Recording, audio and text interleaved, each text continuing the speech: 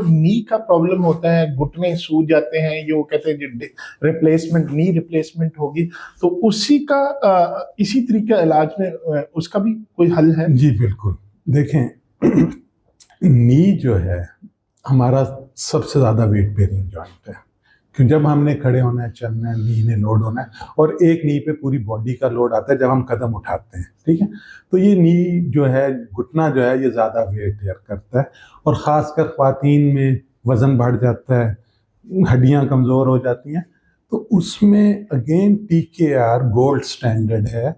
लेकिन ये मेरी स्टडीज़ नहीं है, ऑर्थोपीडिशियन हमारे दोस्त जो नी रिप्लेसमेंट करते हैं, उनकी स्टडी से साबित होता है कि नी रिप्लेसमेंट के बेस्ट रिजल्ट उस वक्त आते हैं जब बिल्कुल हड्डी के ऊपर हड्डी आ जाती है।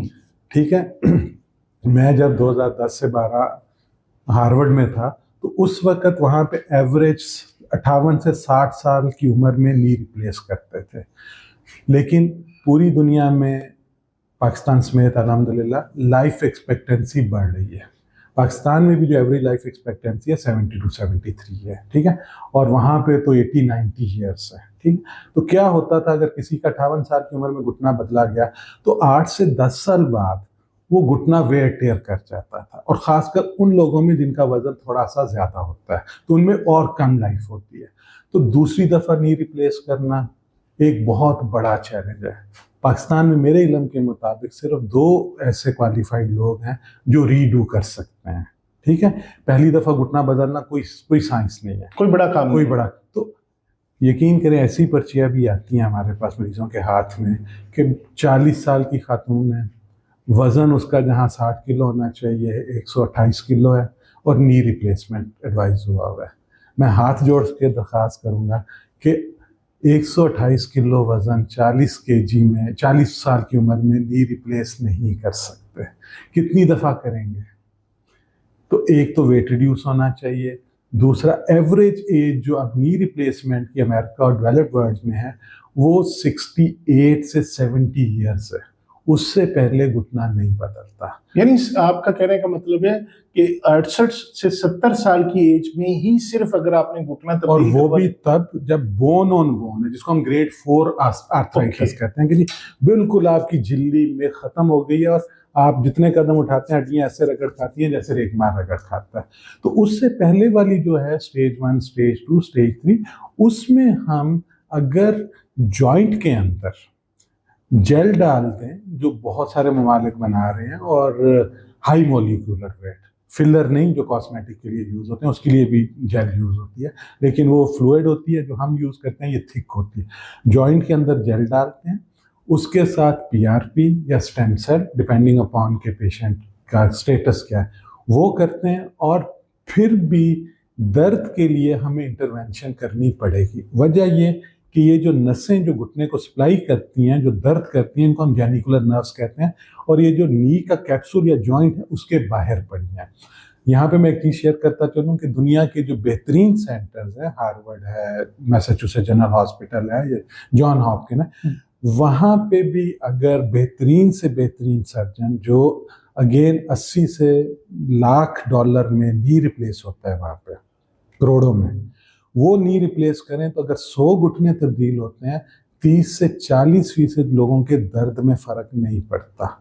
उसकी 2 वजह हैं। एक तो जो अगर नर्व इन्फ्लेम्ड है वो वैसे ही जॉइंट रिप्लेसमेंट में वही के वही रहेंगे, ठीक है। दूसरा, बहुत सारे मरीजों में जो घुटने में दर्द आ रहा होता है वो कमर से या गर्दन से तो बाजू और हाथ में आएगा, ठीक है, निचली कमर से कूलों के मसल जिसमें पिरीफॉर्मिस है, सैक्रोइलियक जॉइंट है जो कमर की हड्डी और कूले की हड्डी में बनता है, और इसके साथ साथ जो बैक के मसल्स हैं आपकी टांग के, जिसको हम हैमस्ट्रिंग कहते हैं, अगर वो टाइट रहें तो वहाँ से जब नर्व्स गुजरती हैं तो वो यूं पकड़ी जाएंगी, और वो नर्व इन्फ्लेम होगी, वो घुटने में जाएगी, तो प्रॉब्लम ऊपर है। आपने इलाज नीचे का कर दिया, तो घुटना बदल भी देंगे तो मरीज, तो अगेन इसमें हम, अगर मुझे एक चीज की इजाजत मिले, यंग लोगों में घुटनों का दर्द, मैं घुटनों को हाथ भी ना लगाऊं। जस्ट एक एग्जांपल दे रहा हूं, मैं सिर्फ उनकी थाई के मसल्स को, बैक के मसल्स को या नर्व्स को ट्रीट करूंगा, और उनकी घुटने की पेन हमेशा के लिए ठीक हो जाएगी।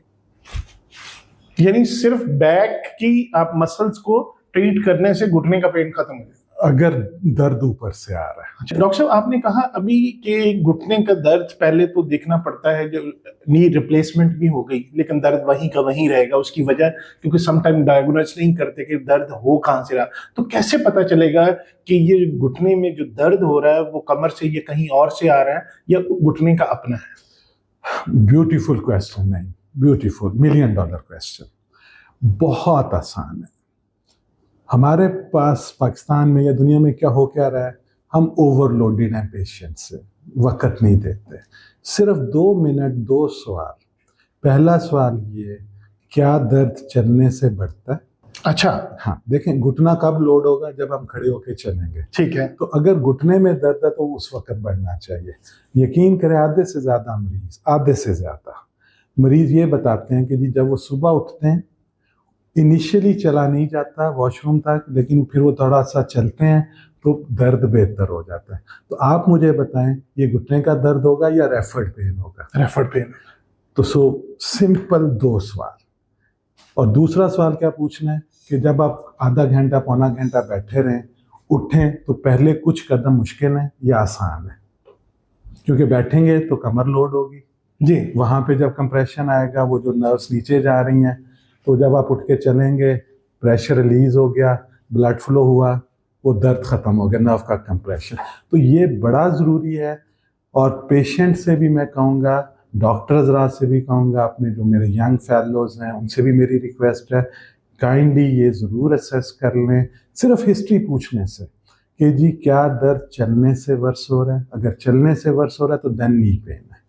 अगर मरीज बैठ के उठता है, दर्द है, चलने से बेहतर हो जाता है, तो ये घुटने में दर्द तो है लेकिन घुटने की वजह से ऊपर से आ ऊपर से। तो उसमें हम अगर फिजियोथेरेपी, रिहैब या कोई ऊपर प्रॉब्लम है उसको एड्रेस करेंगे तो पेन एक्सरसाइज कर लेंगे, कुछ भी नेचुरली ठीक हो